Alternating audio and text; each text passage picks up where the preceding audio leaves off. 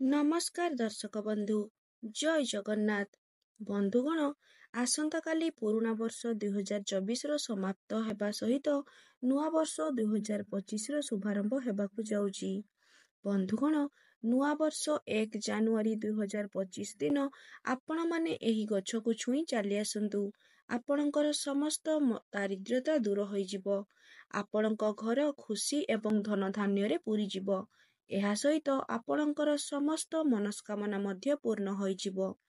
ତେବେ ଆଜିର ଏହି ଭିଡ଼ିଓରେ ଆପଣମାନଙ୍କୁ ଯେଉଁ ଉପାୟଗୁଡ଼ିକ ବିଷୟରେ କହିବାକୁ ଯାଉଛି, ସେହି ଉପାୟଗୁଡ଼ିକ ବାସ୍ତବରେ କେତେ ପ୍ରଭାବଶାଳୀ ଅଟେ।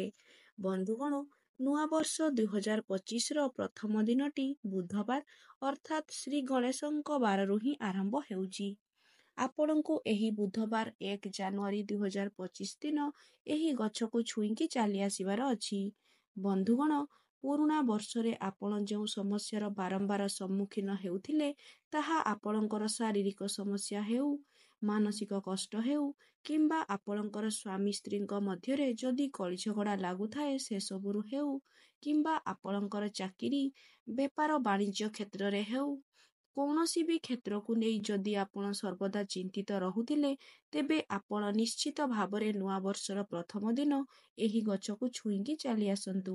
କାରଣ ଏହି ଗଛକୁ ଛୁଇଁକି ଆସିବା ପରେ ଆପଣ ନିଜେ ହିଁ ଏହାର ଚମତ୍କାରୀ ପ୍ରଭାବ ଅନୁଭବ କରିପାରିବେ। ଏହି ଗଛକୁ ଛୁଇଁକି ଆସିବା ପରେ ଯଦି ଆପଣଙ୍କର ସ୍ୱାସ୍ଥ୍ୟଗତ କିଛି ସମସ୍ୟା ଥିଲା, ତାହା ମଧ୍ୟ ଦୂର ହୋଇଯିବ। ଆପଣଙ୍କ ଉପରେ ଯଦି ଋଣ କରଜର ଭାର ଥିଲା, ତେବେ ଆପଣ ଧୀରେ ଧୀରେ ସେହି ଋଣ କରଜକୁ ଶୁଝିବା ପାଇଁ ସାମର୍ଥ୍ୟ ହୋଇପାରିବେ। ଯଦି ଆପଣ ସଠିକ୍ ସମୟରେ ଏବଂ ସଠିକ୍ ମୁହୂର୍ତ୍ତରେ ସଠିକ୍ ବିଧିବିଧାନ ପୂର୍ବକ ଏହି ଉପାୟକୁ ପାଳନ କରିଦିଅନ୍ତି, ତେବେ ନିଶ୍ଚିତ ଭାବରେ ଆପଣଙ୍କ ଜୀବନରେ ଚାଲିଥିବା ସମସ୍ତ ସମସ୍ୟାଗୁଡ଼ିକ ଦୂର ହୋଇଯିବ। ବନ୍ଧୁଗଣ, ଆଜିର ଏହି ଭିଡ଼ିଓରେ ଆମେ ଏପରି 4ଟି ବୃକ୍ଷ ବିଷୟରେ ଜାଣିବା, ଯାହାକୁ ଯଦି ଆପଣ ନୂଆବର୍ଷ ଦିନ ଛୁଇଁକି ଚାଲି ଆସୁଛନ୍ତି, ତେବେ ଆପଣଙ୍କର ସମସ୍ତ ଦାରିଦ୍ର୍ୟତା ଦୂର ହୋଇଯିବ ଏବଂ ସମ୍ପୂର୍ଣ୍ଣ ବର୍ଷ ସାରା ଆପଣଙ୍କ ଜୀବନରେ ଧନର ଆଗମନ ହେବ। ଯେଉଁ ଧନ ଆପଣ ଉପାର୍ଜନ କରିବେ, ତାହା ବୃଦ୍ଧି ହେବ। ଆପଣଙ୍କର ସଞ୍ଚିତ ଅର୍ଥରେ ବୃଦ୍ଧି ହେବ।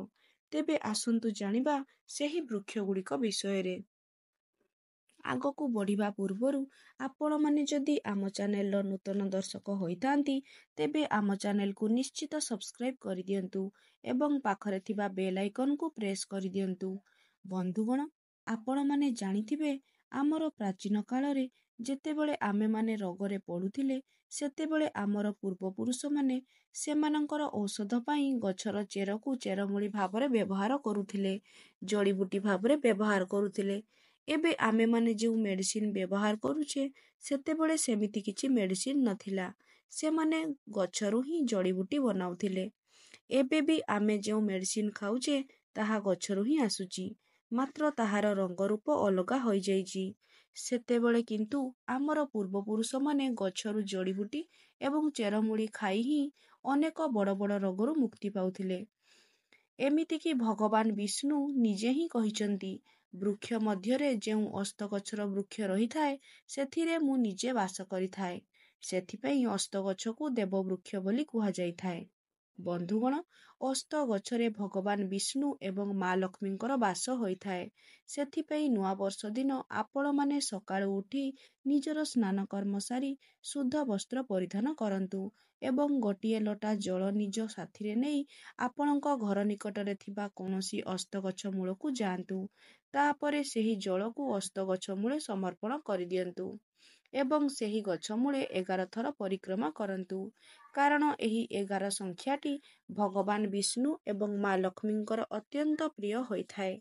ପରିକ୍ରମା କରିବା ସମୟରେ ମା ଲକ୍ଷ୍ମୀଙ୍କର ବୀଜ ମନ୍ତ୍ରକୁ ଉଚ୍ଚାରଣ କରିବେ ଏବଂ ଭଗବାନ ବିଷ୍ଣୁଙ୍କର ମଧ୍ୟ ବୀଜ ମନ୍ତ୍ରକୁ ଉଚ୍ଚାରଣ କରିବେ।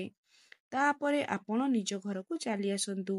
ଆପଣ ଏହିପରି ଭାବରେ ନୂଆବର୍ଷ ଦିନ ଅସ୍ତଗଛ ମୂଳେ ଏହି ଉପାୟଟିକୁ କରିନିଅନ୍ତି, ତେବେ ନିଶ୍ଚିତ ଭାବରେ ବର୍ଷ ସାରା ଆପଣଙ୍କ ଉପରେ ଭଗବାନ ବିଷ୍ଣୁ ଏବଂ ମା ଲକ୍ଷ୍ମୀଙ୍କର କୃପା ଦୃଷ୍ଟି ରହିବ।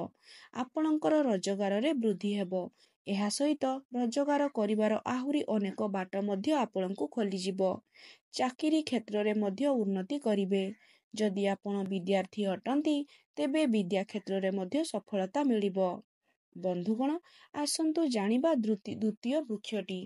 ଯଦି ଆପଣଙ୍କ ଘରେ କୌଣସି ସଦସ୍ୟ ଲମ୍ବା ସମୟ ଧରି କୌଣସି ବେମାରରେ ପଡ଼ି ରହିଛନ୍ତି, ସବୁବେଳେ ଆପଣଙ୍କ ଘରର କୌଣସି ନା କୌଣସି ସଦସ୍ୟଙ୍କର ସ୍ୱାସ୍ଥ୍ୟରେ ସମସ୍ୟା ଆସୁଛି, ତାହା କୌଣସି ଛୋଟମୋଟ ବେମାର ହେଉ ବା ବଡ଼ ବେମାର ହେଉ, ସେସବୁରୁ ଆପଣମାନେ ସମ୍ପୂର୍ଣ୍ଣ ଭାବରେ ମୁକ୍ତି ପାଇବା ପାଇଁ ଚାହୁଁଛନ୍ତି, ଉତ୍ତମ ସ୍ୱାସ୍ଥ୍ୟ ପ୍ରାପ୍ତି କରିବା ପାଇଁ ଚାହୁଁଛନ୍ତି, ତେବେ ଆପଣମାନଙ୍କୁ ନୂଆ ବର୍ଷର ଏହି ପ୍ରଥମ ଦିନରେ ବେଲ ଗଛକୁ ଛୁଇଁକି ଆସିବାର ଅଛି। ବନ୍ଧୁଗଣ, ଆପଣମାନେ ସମସ୍ତେ ଜାଣିଥିବେ ଯେ ଯେଉଁ ବ୍ୟକ୍ତିଙ୍କ ଉପରେ ଦେବଦେବ ମହାଦେବଙ୍କର କୃପା ରହିଥାଏ, ସେହି ବ୍ୟକ୍ତିର କାଳ ମଧ୍ୟ କିଛି ଅସୁବିଧା କରିପାରିନଥାଏ। ଯଦି ଆପଣମାନେ ମଧ୍ୟ ଦେବଦେବ ମହାଦେବଙ୍କର କୃପା ପାଇବା ପାଇଁ ଚାହୁଁଛନ୍ତି, ତେବେ ଆପଣମାନେ ଏହି ଛୋଟ ଉପାୟଟିକୁ କରିଦିଅନ୍ତୁ। ଏହି ଦିନ ବ୍ରହ୍ମ ମୁହୂର୍ତ୍ତରୁ ଉଠି ସ୍ନାନ କାର୍ଯ୍ୟ ସାରି ଏକ ତମ୍ବା ଲଟାରେ ଜଳ ଭରି ଆପଣଙ୍କ ଘର ପାଖରେ ଥିବା କୌଣସି ବେଲଗଛ ନିକଟକୁ ଯାଇ ସେଠାରେ ଜଳ ଅର୍ପଣ କରିଦିଅନ୍ତୁ। ତାପରେ ଆପଣ ଦେବଦେବ ମହାଦେବଙ୍କର ବୀଜ ମନ୍ତ୍ରକୁ 108 ଥର ଜପ କରନ୍ତୁ। ନୂଆ ବର୍ଷର ପ୍ରଥମ ଦିନରେ ଯଦି ଆପଣ ଏହି ଉପାୟଟିକୁ ପାଳନ କରିନେଉଛନ୍ତି, ତେବେ ନିଶ୍ଚିତ ଭାବରେ ବର୍ଷ ସାରା ଆପଣଙ୍କ ଉପରେ ଦେବଦେବ ମହାଦେବଙ୍କର କୃପା ରହିବ। ଏହି ଉପାୟକୁ କରିବା ପରେ ଆପଣଙ୍କୁ ଆପଣଙ୍କ ଜୀବନରେ ରାହୁ କେତୁଙ୍କର ସାଥ ମଧ୍ୟ ମିଳିବ। କାରଣ ବ୍ୟକ୍ତିର ଭାଗ୍ୟର ନିୟନ୍ତ୍ରଣ ରାହୁ କେତୁଙ୍କର ହାତରେ ରହିଥାଏ। ଅର୍ଥାତ୍ ଏହି ଉପାୟଟିକୁ କରିବା ପରେ ଆପଣଙ୍କୁ ଆପଣଙ୍କ ଜୀବନରେ ଭାଗ୍ୟର ସାଥ ମଧ୍ୟ ମିଳିବ। ଆପଣଙ୍କ କୁଣ୍ଡଳୀରେ ଯଦି ନବଗ୍ରହଙ୍କର କୌଣସି ଅଶୁଭ ପ୍ରଭାବ ଥିବ, ତେବେ ତାହା ମଧ୍ୟ ସମାପ୍ତ ହୋଇଯିବ। ବନ୍ଧୁଗଣ, ଏବେ ଜାଣିବା ତୃତୀୟ ବୃକ୍ଷଟି ବିଷୟରେ। ଯଦି ଆପଣଙ୍କ ଉପରେ ଶନି ଦଶା ଚାଲିଛି, ଶନି 7.5 ହଉ ବା ଶନି 2.5 ହଉ, କିମ୍ବା ଆପଣଙ୍କ ଜାତକରେ କୌଣସି ଶନି ଦୋଷ ରହିଛି, ଯାହା ଫଳରେ ଆପଣଙ୍କୁ ଆପଣଙ୍କ ଜୀବନରେ ଅନେକ ସମସ୍ୟାର ସମ୍ମୁଖୀନ ହେବାକୁ ପଡ଼ୁଛି, ଆପଣଙ୍କୁ ଅନେକ କଷ୍ଟରେ ଗତି କରିବାକୁ ପଡ଼ୁଛି, ତେବେ ଆପଣଙ୍କୁ ନୂଆ ବର୍ଷର ପ୍ରଥମ ଦିନରେ ବୃଷଙ୍ଗ ଗଛକୁ ଛୁଇଁକି ଆସିବାର ଅଛି। ଯାହା ଫଳରେ କି ଆପଣଙ୍କ ଉପରେ ଯେଉଁ ବି ଶନି ଦଶା ଚାଲିଥିବ, ତାହାର କଷ୍ଟ ଆପଣଙ୍କ ଉପରୁ କମ୍ ହୋଇଯିବ। କାରଣ ବୃଷଙ୍ଗ ଗଛରେ ଶନିଦେବଙ୍କର ବାସ ହୋଇଥାଏ। ଶାସ୍ତ୍ରରେ ବର୍ଣ୍ଣନା କରାଯାଇଛି ଯେ ବୃଷଙ୍ଗ ଗଛରେ ଅନେକ ପ୍ରକାରର ଦିବ୍ୟ ଶକ୍ତିର ବାସ ହୋଇଥାଏ। ଅର୍ଥାତ୍ ଆପଣଙ୍କ ଜୀବନରେ ଯଦି ଗ୍ରହମାନଙ୍କ ସହ ଜଡ଼ିତ କୌଣସି ବି ସମସ୍ୟା ଆସୁଛି, ତେବେ ସେସବୁରୁ ମୁକ୍ତି ପାଇବା ପାଇଁ ଆପଣଙ୍କୁ ବର୍ଷର ପ୍ରଥମ ଦିନରେ ଏହି ଉପାୟଟି ପାଳନ କରିବାର ଅଛି। ଏବେ ଜାଣିବା ଚତୁର୍ଥ ବୃକ୍ଷଟି ବିଷୟରେ। ଯଦି ଆପଣଙ୍କ ଜୀବନରେ ସର୍ବଦା ସମସ୍ୟା ଲାଗି ରହିଥାଏ, ତାହା ଦୂର ହୋଇଯିବ। ଯଦି ଆପଣ ସରକାରୀ ଚାକିରି କରୁଛନ୍ତି ଆଉ ସେଥିରେ କିଛି ଅସୁବିଧା ଅଛି, କିମ୍ବା ଚାକିରି ପାଇଁ ଆପଣ ପ୍ରସ୍ତୁତ ହୋଇ ହୋଇ ଥକି ସାରିଲେଣି, ତଥାପି ଆପଣଙ୍କୁ ଚାକିରି ମିଳିପାରୁନାହିଁ, ପରିଶ୍ରମ ତ ଆପଣ ଦିନରାତି କରୁଛନ୍ତି, ତଥାପି ଭାଗ୍ୟ ଆପଣଙ୍କୁ ସାଥ ଦେଉନାହିଁ, କିମ୍ବା ଆପଣ ଯଦି ବେପାର ବାଣିଜ୍ୟ କରୁଛନ୍ତି ଆଉ ସେଥିରେ ଆପଣ ବାରମ୍ବାର କ୍ଷତିର ସାମ୍ନା ହେଉଛନ୍ତି, କିମ୍ବା ଆପଣଙ୍କର କିଛି ପାରିବାରିକ ସମସ୍ୟା ଚାଲିଛି, ତେବେ ନୂଆ ବର୍ଷର ପ୍ରଥମ ଦିନରେ ଆପଣଙ୍କୁ ଅଁଳା ଗଛକୁ ଛୁଇଁକି ଆସିବାର ଅଛି। ଆପଣ ଯଦି ଏହି ଦିନ ଅଁଳା ଗଛକୁ ଛୁଇଁକି ଆସନ୍ତି, ତେବେ ନିଶ୍ଚିତ ଭାବରେ ଆପଣଙ୍କର ସମସ୍ତ ମନସ୍କାମନା ପୂର୍ଣ୍ଣ ହୋଇଯିବ। ଏହା ସହିତ ଆପଣ ଯେଉଁ ବି କାର୍ଯ୍ୟକ୍ଷେତ୍ରରେ ଅଛନ୍ତି, ସେଥିରେ ଆପଣ ଉନ୍ନତି ଦେଖିବାକୁ ପାଇବେ। ତେବେ ଦର୍ଶକ ବନ୍ଧୁ, ଏହା ଥିଲା ସେହି 4ଟି ବୃକ୍ଷ, ଯେଉଁ ବୃକ୍ଷକୁ ଛୁଇଁବା ମାତ୍ରେ ଆପଣଙ୍କର ସମସ୍ତ ସମସ୍ୟା ଦୂର ହେବା ସହିତ ସମସ୍ତ ମନସ୍କାମନା ମଧ୍ୟ ପୂରଣ ହୋଇଯିବ। ଯଦି ଆପଣମାନଙ୍କୁ ଆମ ଭିଡ଼ିଓଟି ଭଲ ଲାଗିଥାଏ, ତେବେ ଭିଡ଼ିଓକୁ ଲାଇକ୍ କରି କମେଣ୍ଟରେ ଜୟ ମା ଲକ୍ଷ୍ମୀ ଅବଶ୍ୟ ଲେଖନ୍ତୁ। ଧନ୍ୟବାଦ।